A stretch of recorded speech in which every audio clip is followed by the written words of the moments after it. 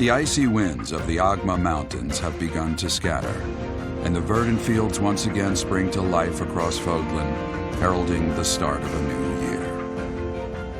As they celebrate the dawning year, the people pray that they may realize their full potential, just as a tiny sprout hopes to one day grow into a great tree.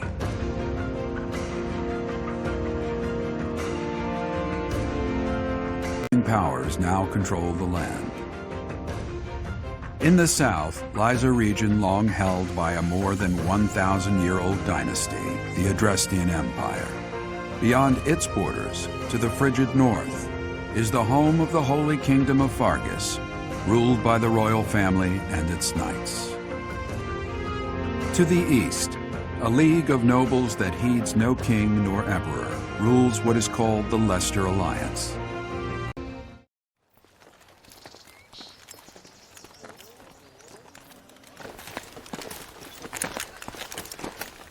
This will be your first time at the monastery. I'd be happy to show you around. It really is Fodlan in a nutshell. The good and the bad. Like it or not, we'll be there soon enough.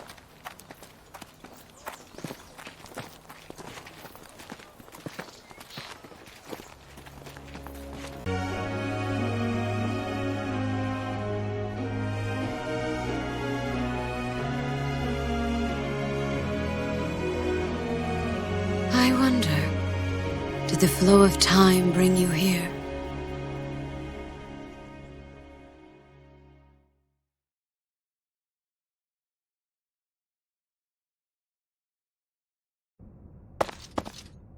It's been years since I've last set eyes on this.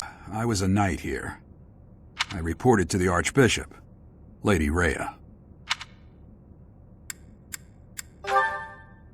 As you know, the majority of folks in Fodlan are devout followers of the teachings of Seros. The leader of that ridiculously large religious organization is the Archbishop, Lady Rhea.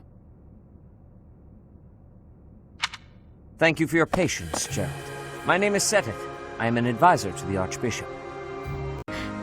As for you, I heard of your valiant efforts from Alois. What is your name? A fine name indeed. From the bottom of my heart, I thank you for saving those students of the Officers' Academy. Gerald, you already know what it is I wish to say, do you not? You want me to rejoin the Knights of Seros, don't you? I would. Force back into the Knights of Seros. I'm sorry I dragged you into this. Looks like I'll be stuck here for a while. And I'm afraid your services are requested as well.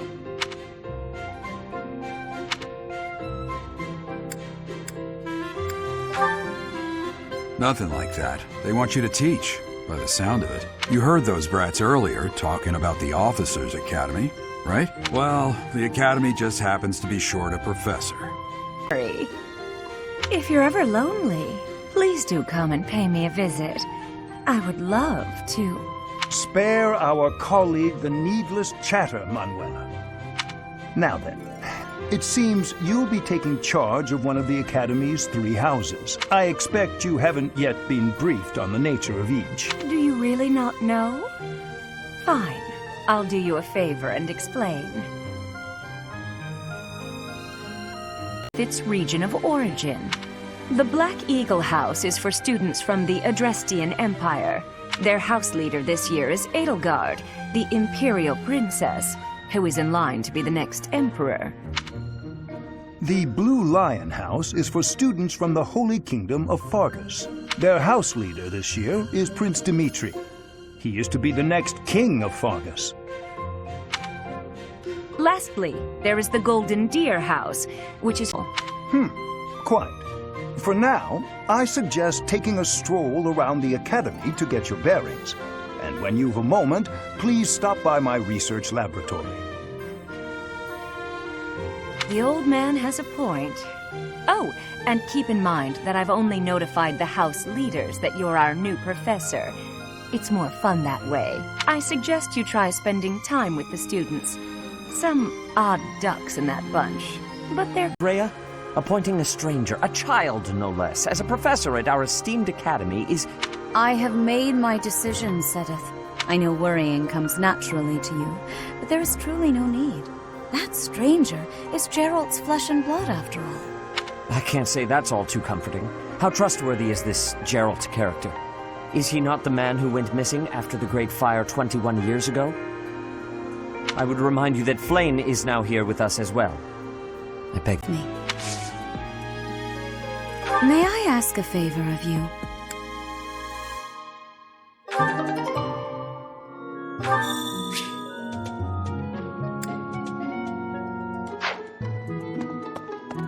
you there?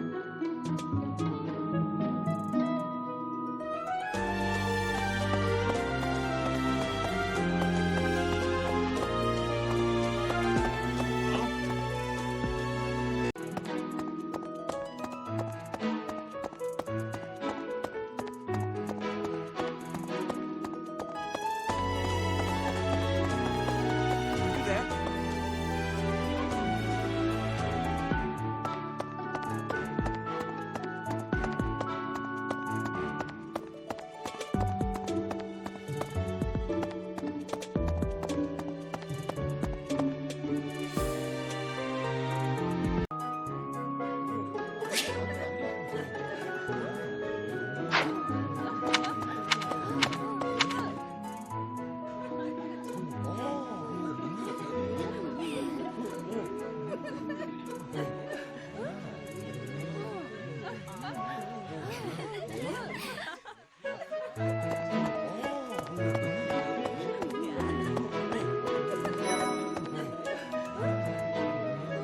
Hi, heir of Marquis Vestra. He has served me since I was a child. You may think his blood runs a bit cold, but actually that's rather accurate. Still, if you can get past that, you'll see he's quite astute and reasonable.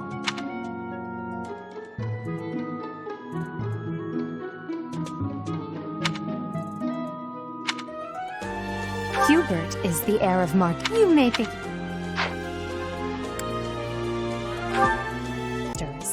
That family is, perhaps, too pleased with its own status. He's remarkably intelligent, but he only wishes to apply himself to tasks that particularly interest him, and nothing else. He's also fond of, well, napping. If he had any work ethic or sense of duty to speak of, I suppose he would be destined to become an official of the Empire. Please. He has no inheritance in his future, which is perhaps why he's always so eager to prove himself. He's overly energetic and rushes headfirst into any battle. If he ends up in your care, be sure to keep a close eye on him.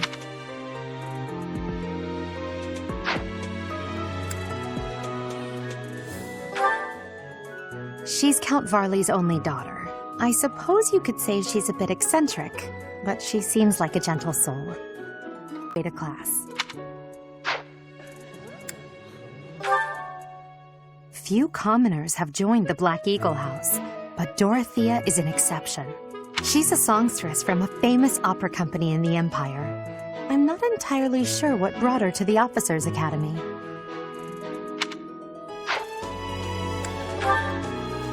To the west of Fodlan is an archipelago called Brigid. Petra is the granddaughter of their king.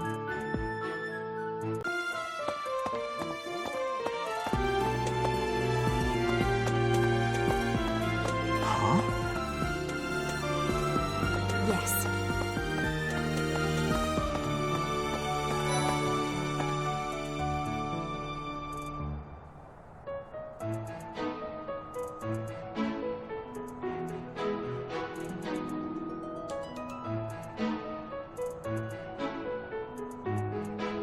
From the ruling house of the Leicester Alliance, but don't worry too much about all that madness. I'm guessing you don't know which class you'll be teaching yet, do you? I bet you'd like ours. We're not as difficult as the other two. Have you met the folks from the Golden Deer House yet? Care to know more about anyone?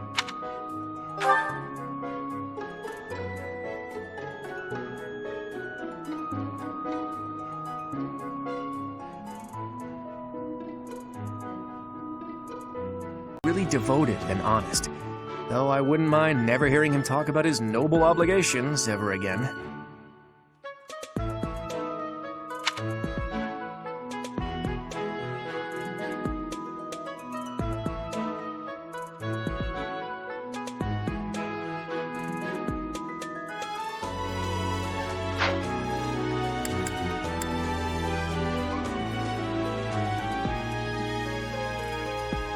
About the most cheerful guy you'll ever meet. His passions are training, eating, and actually that's about it. He's the second son of a merchant family. Since his brother will inherit the business, he's training to become a knight. If you ask me, it doesn't seem like he truly wants to be a knight. He's probably just doing it to please his parents.